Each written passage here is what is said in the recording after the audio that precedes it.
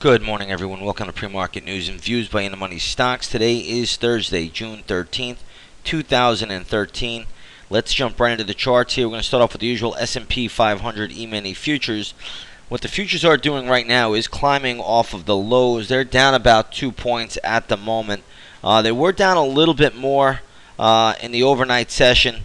As you can see here, trading as low as 1597.5. But that was around 2:30 in the morning. Now futures are only trading down about 2 points, around 1608. They have caught a pretty decent little bid over the last couple of minutes. It looks like the weekly initial jobless claims report was just released. I'm not even sure of what that report stated, but either way, the market is getting a little bit of a bid off of it. It looks like there was also a retail sales report out. That looks like that increased by 0.6% in the month of May, led by auto sales. But either way, we slice it or dice it. Last night was just a bloodbath in the Asian markets. All of the Asian markets finished down sharply. The Nikkei 225 finished lower by over 6%, or about roughly 843 points. The Shanghai index, which has been closed for a holiday, reopened last night, and that closed down 2.84%. So you have some real nasty selling taking place in the Asian market last night. I believe the index that held up the best, if I'm not mistaken here, really was the FTSE Straits Times Index, which is out of Singapore, and that was only down 0.7%. But the Shanghai was just absolutely annihilated, down 2.84%, and then you had the Nikkei 225 down 6.35%. Just a bloodbath of a sell-off. Nikkei is now in bear market territory, so that's how quickly it happens. Now, what's the catalyst, you may ask? Well, the catalyst is right here. If we take a look at this chart, you'll see here, this is dollar-yen. Dollar-yen is catching a bounce now, and that's definitely going to help the markets out. But if you look at this on a daily chart right here, you're going to see that this broke below that big bottoming tail, which was at $95, and that was made on June 6th. We are below that level now, and you sell off below there.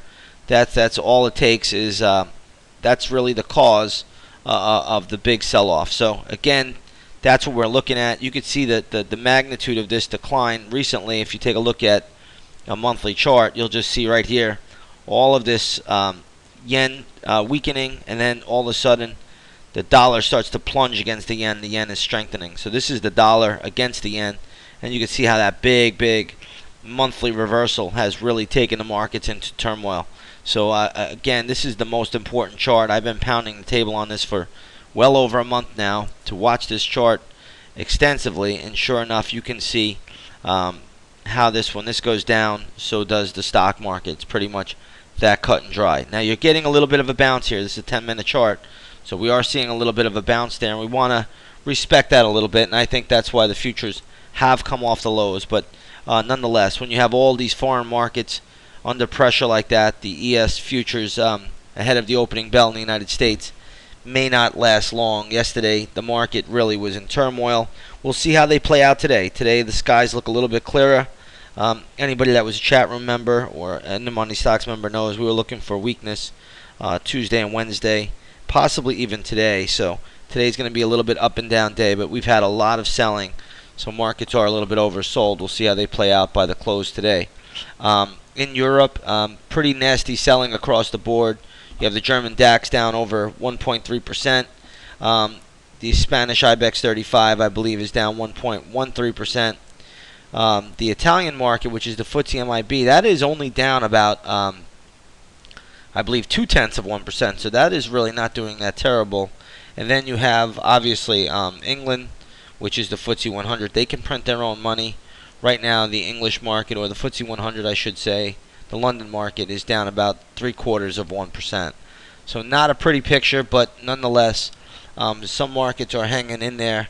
We'll have to watch and see how this thing plays out once the opening bell rings.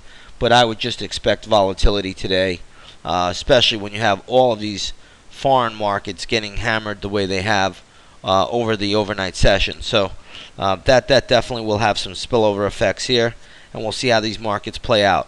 A few other things to look at today. There are some new stocks in the news. We will have about, I think, 2 or 3 gap plays in the morning.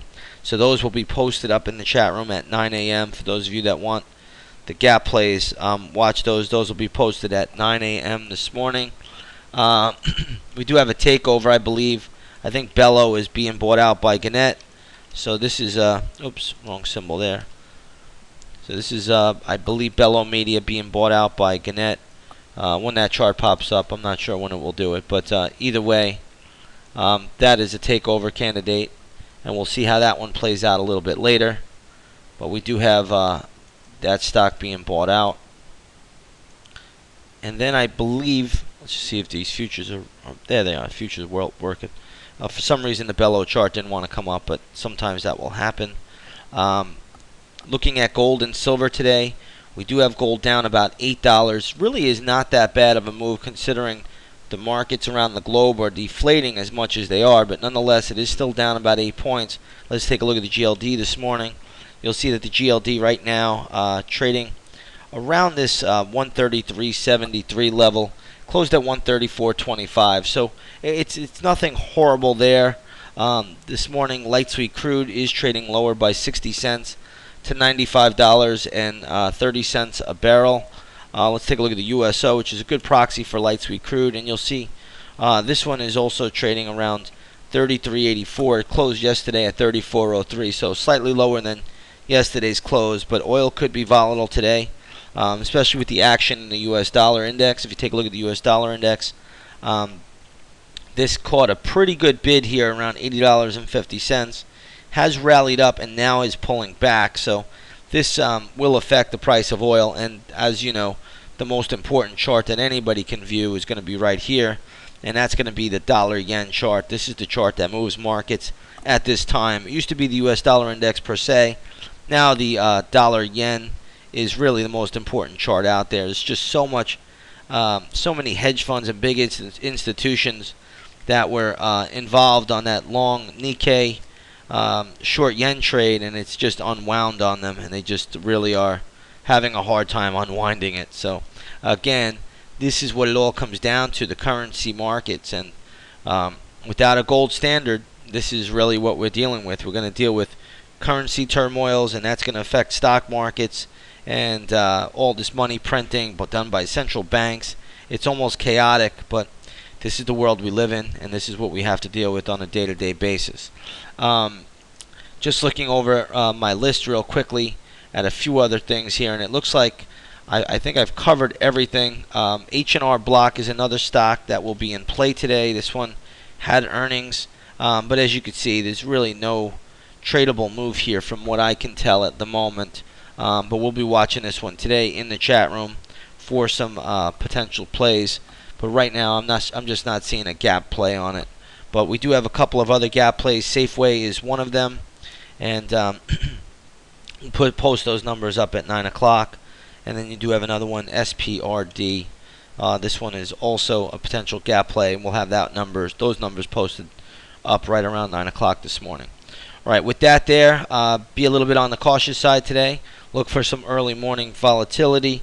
I think things will get a little bit better after the lunch hour as far as the markets go. They'll calm down a little bit, but that's typical during the lunch hour. The volume will get lighter, so we'll see how this all plays out going forward. Right now, futures are down about 4 3/4 points, but it's been a real volatile morning, and we'll see how this plays out going forward. With that said, have a great trading day, everybody, and we'll see you on the charts a little bit later. Take care now.